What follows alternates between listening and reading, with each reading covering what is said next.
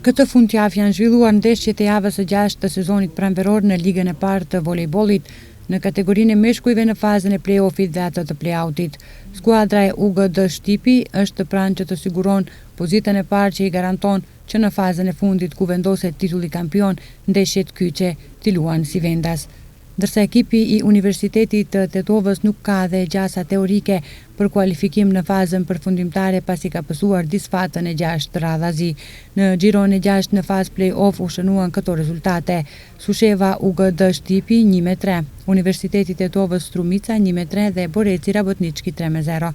Tabelën e kryeson UGD Shtipi me 49 pikë para Borecit me 41 pikë dhe Strumicës me 37 pikë. Në fazën e play-out Shkëndia shënoi fitoren e 6 radha zi, kësaj radhe në transfert kundër Skopjes 3-0 në sete.